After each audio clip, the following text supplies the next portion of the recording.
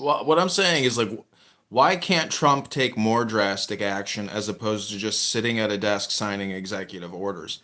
I mean, he where's the knockout punch? I want to see knockout punches every week. I mean, I know we think we're doing knockout punches because we're stripping these bullshit contracts from these agencies and saving ourselves hundreds of billions of dollars, but that's not enough. I mean, when Musk Well, says not actually.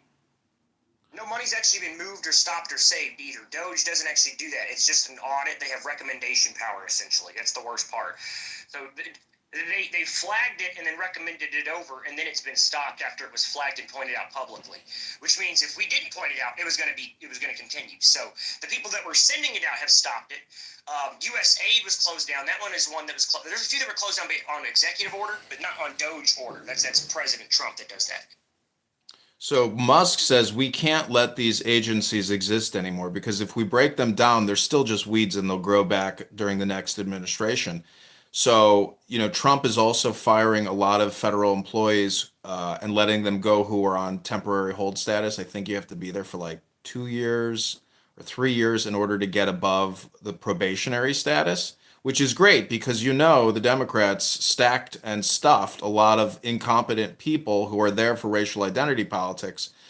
So I don't know. I want to see purges. I want to see real painful purges because until we admit that we're $40 trillion in debt and we're not constantly analyzing the finance aspect and the accounting aspect, I mean, the only thing I have is US, debt.org. But if you look at the GAO, which is the Government Accountability Office, who are doing audits, and that is technically just Arthur Andersen or a Big Four accounting firm, because even yesterday, Chairman Powell said we are audited annually by a Big Four accounting firm. Okay, well, which one is that, and how much are they getting paid to fucking audit you? The things that Chairman Powell says is so crazy because it's so simplistic and stupid. You're like, I can't believe he can get away with saying this shit because it's like right out there in the open, and you're like, this is so stupid. Like he's deferring blame. Every statement he makes is a deflection to Congress. And he claims he's independent, but yet he does whatever Congress says to do. The blame is on you, the people, not on the Federal Reserve. So I think, Trump also has to work to essentially get rid of the Federal Reserve and bring it in-house. The separation is in many ways, maybe it's the greatest thing or it's the worst thing. I don't know. But when I say there's not a speck of dust out of place in the whole universe, this is that statement in action, which is the reversal, which is Waltz and Kamala losing, and this is the truth that we are in a state of perfection and equilibrium because it constantly churns the yin and yang and yin. It's constantly cycling. But when this cycle is over, we have to make sure that we do not return to the former cycle, that this is a positive change in the right direction, and we don't let these anti-American traitors get back into power to continue to decay, erode, and destroy this country day in and day out with their fucking scams and their frauds.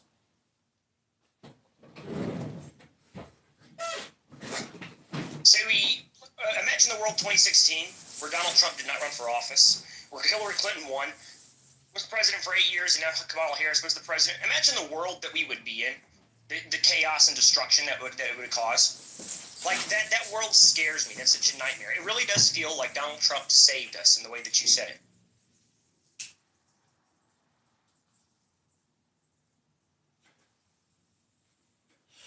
None of these people would be exposed. We would know none of their names. The people who worked in the Russia collusion, the woman that Eric Swalwell was sleeping with, the Asian spy, the connections between Joe Biden and China. We would know none of this stuff. None of this would be exposed. None of these bad actors would be known. They would be operating with complete impunity at this exact moment with more power than they ever did. It's actually crazy that Donald Trump came in when he did and stopped them because they were at the peak of their power, and we're about to, I think, launch a siege upon the world.